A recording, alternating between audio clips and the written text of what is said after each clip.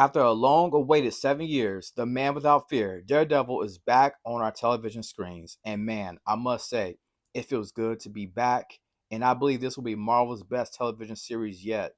Yeah, I know it's a bold statement, but I really do believe that Marvel is absolutely cooking with Daredevil. It feels so good to return back to Hell's Kitchen. And man, this wait was so worth it. What's up, y'all? Welcome to the Lawrence Report Science broadcast discussing Daredevil episode 1 and 2. And make sure I hit the subscribe button, like, and comment. We gotta talk about Daredevil. And I must say this right here. I must say this right here. When it comes to this version of Daredevil, oh my goodness. I believe it's going to be peak television for Marvel. And I say that because the writing is so tight.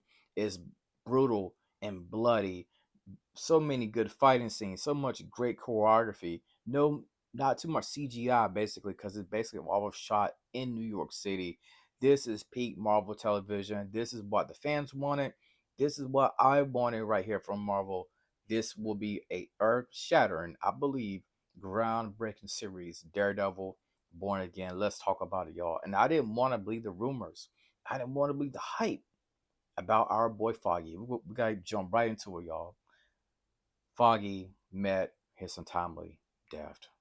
We saw that with, at the hands of Bullseye, unfortunately.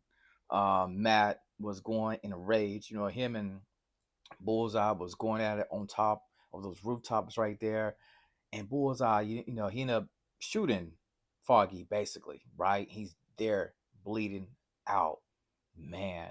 And it hurts me because when it comes to Foggy, Foggy is the guy that I consider to be the heart and soul of the show. Foggy is a fan favorite. We saw him there on the ground with Karen. I felt like, man, my heart was shattered. I couldn't believe it. I couldn't believe it. And I still can't believe it. I'm thinking about it right now. I'm replaying it in my mind. Like, yo, is Foggy really, really gone? Like he was there bleeding. I just could not believe that, y'all. I could not believe that. And I tried my best. I didn't want to believe the rumors. I didn't want to believe what they were saying online. But Foggy may have met his end. And of course, Daredevil, he was going crazy about this right here. Cause that's his boy. That's his boy. And also one of the things I love that they did with this version of Daredevil Born Again, they enhance his senses. It feels like there's that one scene where Foggy went outside to go have that conversation, and there was other scenes in this right here also. Whenever Daredevil was able to enhance his hearing, I love the way they shot that. Even when I think about whenever Foggy was dying, right, and he was listening. Well, Daredevil Matt Murdock was listening to the heartbeats, trying to figure out how many heartbeats he has left until he could finish up his fight with Bullseye to go try to rescue his friend. That right there was dope in itself. And when I think about it, the trio of Matt, Karen, and Foggy, they've been with us from day one. So to lose one of them, we know that Karen ends up going to San Francisco, because I guess she couldn't take on everything that happened with Foggy. She kind of just wanted to start a new life, right? That trio has been with us since day one of this show right here, right? And like I said, to lose one of them potentially is definitely hurtful for the fans, even though so many fans campaign to bring the show back, to bring Foggy back, to bring Karen back, to bring Matt back, to bring the trio back together once and for all.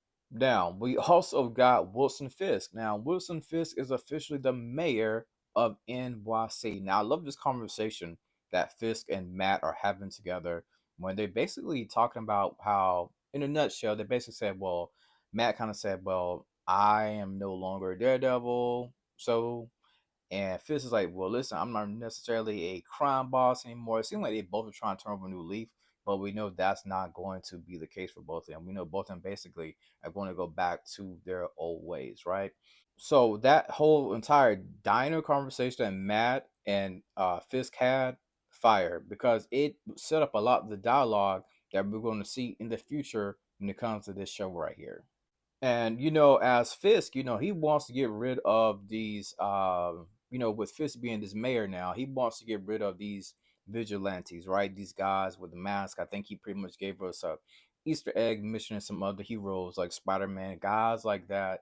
When it comes in wearing those masks, because he claims he wants to clean up New York, wants to make New York better.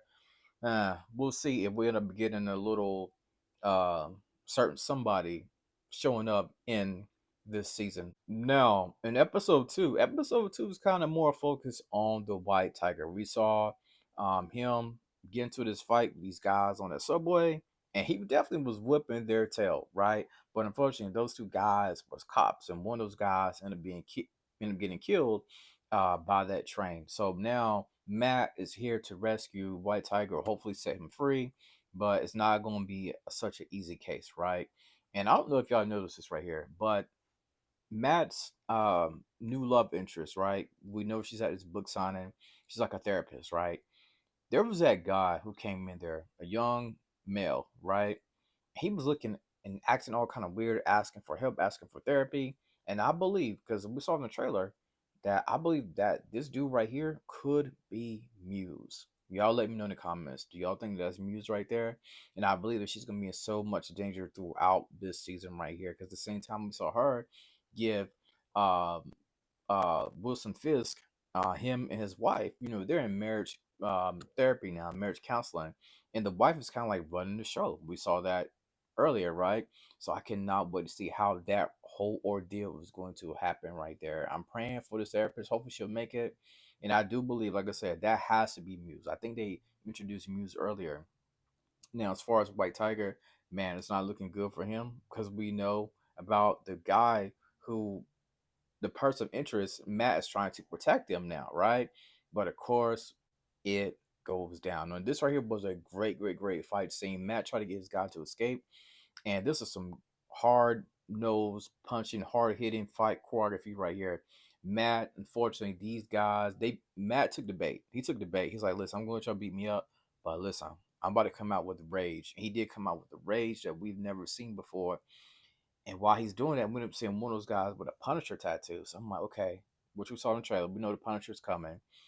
Punisher's coming very, very soon. So I'm like, okay, that's interesting. That's interesting. The way they're about to set this whole thing up, the whole world building aspect, man, oh man, oh man.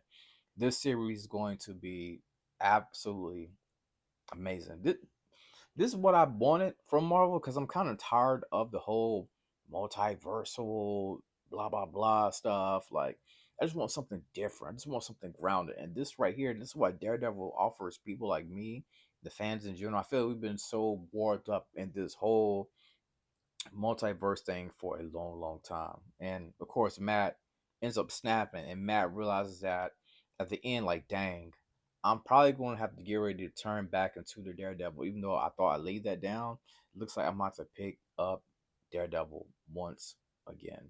So that's the ending. Daredevil episode 1 and 2. We will be covering this Daredevil, man. It feels good to be back. Hell's Kitchen. And as always, thank you for tuning into the Lawrence Report.